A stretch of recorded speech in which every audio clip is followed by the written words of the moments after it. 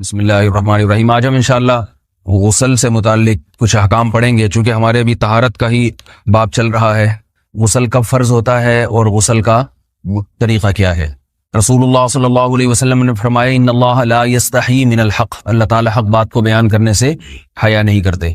تو غسل کے جو مسائل ہیں ان میں بھی بعض دفعہ کچھ ایسی باتیں آتی ہیں جو بظاہر حیا کے خلاف ہیں، لیکن علم کی ایک بات ہے، سیکھنے اور سکھانے میں حیا اگر کریں گے تو پھر ظاہر ہے ساری زندگی جاہل ہی رہے گا انسان۔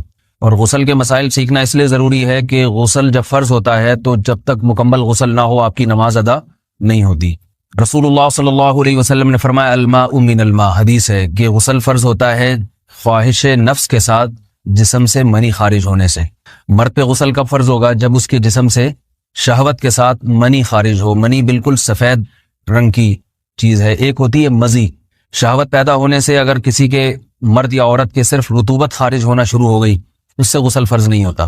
جب تک مکمل شہوت پوری نہیں ہو جاتی اور مادہ منویہ خارج نہیں ہو جاتا، چاہے احتلام کی صورت میں ہو یا کسی بھی طرح سے ہو۔ مردوں کے ساتھ چونکہ یہ بہت زیادہ ہوتا ہے، نائٹ فال کی صورت میں مردوں پر غسل کی یہ صورت بہت زیادہ فرض ہوتی ہے۔ جیسے ہی بلوغت ہوتی ہے تو احتلام شروع ہو جاتا ہے، ہفتے میں 1 دفعہ 2 دفعہ 3 دفعہ، بعض نوجوانوں کو روزانہ بھی 2 دفعہ ہوتا ہے، جبکہ خواتین میں یہ والے غسل کی صورت بہت ہی کم ہوتی ہے کہ ان کو نائٹ فال ہو یا اس طرح سے غسل فرض ہو۔ ہزاروں میں کسی ایک عورت کے ساتھ ایسا ہوتا ہے۔ ایک صورت تو یہ ہے غسل فرض ہونے کی۔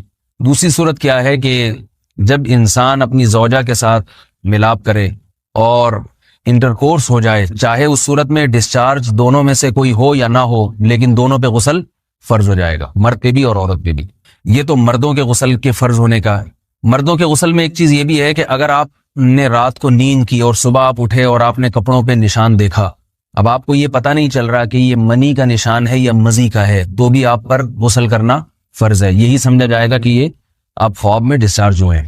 عورت پر جو غسل فرض ہوتا ہے ایک اور صورت میں ہوتا ہے کہ جب خواتین کو ایام آنا بند ہو جاتے ہیں، حیض یا نفاس سے جب پاک ہو جائیں تو بھی ان پہ غسل فرض ہے۔ یہ تو غسل کی فرضیت سے متعلق احکام تھے۔ کچھ چیزیں ایسی ہیں جن میں غسل سنت ہے، فرض نہیں ہے۔ جمعہ کے دن غسل کرنا رسول اللہ صلی اللہ علیہ وسلم نے بہت زیادہ تاکید کی ہے۔ سنت کی 2 قسمیں ہیں، سنت مؤکدہ اور سنت غیر مؤکدہ۔ مؤکدہ وہ ہوتی ہیں کہ جن کو چھوڑنے کا اگر کوئی معمول بنا لے تو گناہ کا خطرہ ہے اور ایسا شخص قابل ملامت ہے، اسے شریعت ملامت کرتی ہے، برا بھلا کہتی ہے۔ تو غسل سنت مؤکدہ ہے، ہفتے میں 1 مرتبہ، چاہے جمعے کے دن ہو یا کسی بھی دن ہو۔ جو مسلمان ہفتے میں 1 دفعہ بھی نہیں نہاتا، وہ کتنا ہی نیٹ کلین ہو، مگر شریعت کی نظر میں وہ قابل ملامت ہے، اسے تانے دینے چاہیے کہ شرم نہیں آتی ہو مسلمان مگر رہتے ہو بھنگیوں اور چماروں کی طرح۔ ملامت تو اسی کو کہتے ہیں نا۔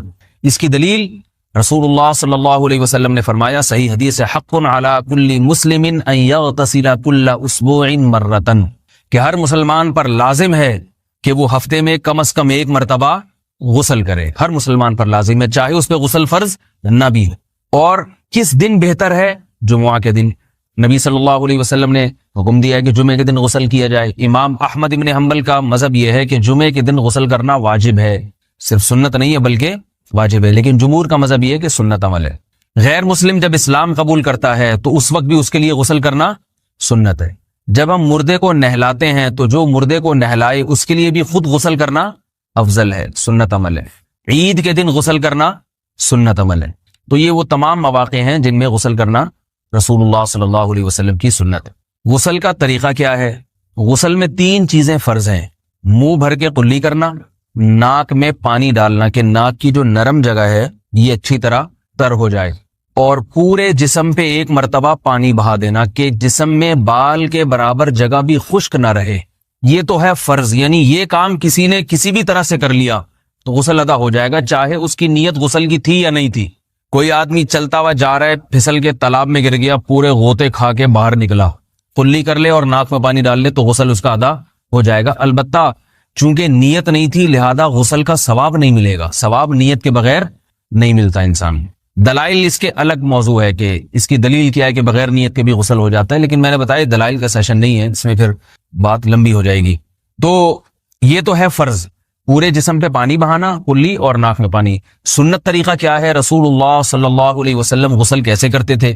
سنت طریقہ جس پہ جو اختیار کرنا چاہیے وہ طریقہ یہ ہے کہ جب آپ غسل کے لیے بیٹھیں تو سب سے پہلے وہ جگہ دھوئیں جہاں نجاست اور ناپاکی لگی ہوئی ہے.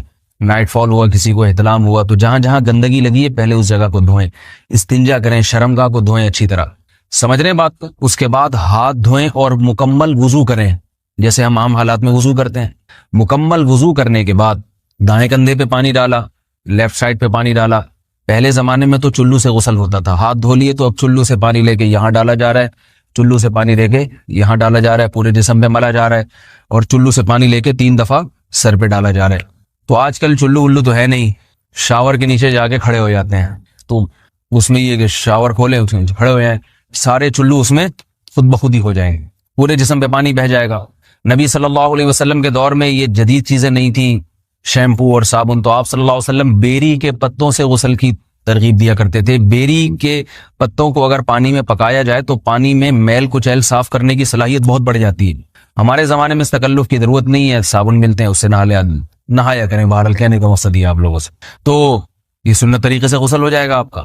سمجھ رہے ہیں بات کو؟ سب سے پہلے استنجا کیا, اس کے بعد وضو کر لیا, اس کے بعد غسل کر لیا. اگر کسی نے غسل میں وضو نہیں کیا اور ویسے ہی پورے جسم پہ پانی بہا دیا تو بھی اس کا وضو خود بخود ہو جائے گا. اس غسل سے وہ نماز پڑھ سکتا ہے, کیونکہ بعض لوگ غسل کرنے کے بعد دوبارہ وضو کر رہے ہوتے ہیں. اس کی ضرورت نہیں ہے, کیونکہ جب غسل کرتے ہیں تو وضو والے اعضاء تو خود بخود اس میں دھل جاتے ہیں. یہ ہے غسل کا طریقہ. وضو کیسے ٹوٹتا ہے؟ جن چیزوں سے غسل فرض ہوتا ہے ان چیزوں سے وضو تو بہرحال ٹوٹتا ہی ہے. اس کے علاوہ بھی وضو ٹوٹتا ہے. اس سے پچھلے لیکچر میں نے کچھ تفصیل بتائی تھی کہ نجاست جسم سے کہیں سے بھی خارج ہو جائے یا نجاست نکل کے بہہ پڑے. اگر قضاء حاجت کی جگہوں سے نجاست خارج ہوئی ہے تو نظر بھی آ جائے وضو ٹوٹ جائے گا, اور قضاء حاجت کے علاوہ جگہوں سے اگر نجاست خارج ہوئی ہے, خون وغیرہ ہے جیسے, تو جب تک نکل کے بہے گا نہیں تو اس وقت تک وضو نہیں ٹوٹے گا. سمجھ رہے بات کو؟ وضو کا طریقہ کیا ہے؟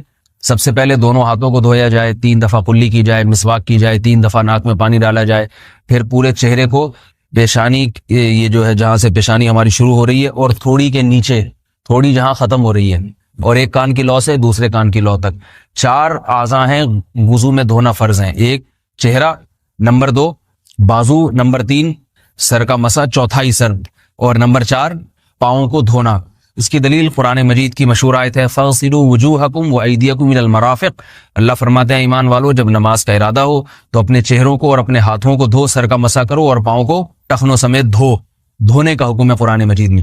البتہ سر کے بارے میں یہ نہیں آئے پورے سر کا مسا کرو, بلکہ آ رہا ہے وَامْسَحُوا بِرُؤُوسِكُمْ. با کا لفظ ہے, با آتی ہے تبعیض کے لیے کہ سر کے بعض حصے کا مسا. اب بعض حصے کا قرآن حدیث میں کہیں تذکرہ نہیں ہے, تو اس میں فقہاء کرام کے اجتہادات ہیں. امام شافعی فرماتے ہیں تھوڑا سا بھی ٹچ کر لیا سر کو ہو جائے گا.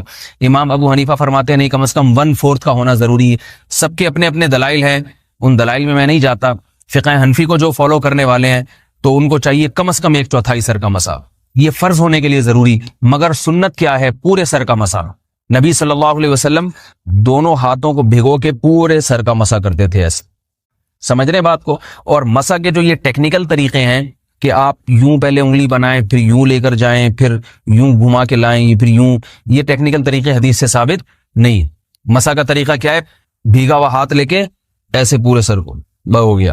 پھر حدیث میں یہ بھی ہے کہ یوں لے جاؤ اور یہ بھی ہے کہ 2 واپس بھی لے کر آؤ, دونوں طرح سے ثابت. تو ایسے بھی کر سکتے ہیں کہ یوں لے جائیں, اور ایسے بھی کر سکتے ہیں لے کے جائیں اور پھر واپس بھی لے آئیں, دونوں طریقے جائز ہیں. لیکن کم از کم سنت اتنی ہے کہ پورے سر کا مسا ہونا چاہیے. بعض لوگوں کو شو مارنے کا شوق ہوتا ہے, اگر وہ واپس لائیں تو بال ان کے خراب ہو جاتے ہیں, کہتے ہیں یار یہ پھر مسئلہ خراب ہو جائے گا, تو پھر ایسے لوگ صرف یوں ہی لے جائیں کافی ہے.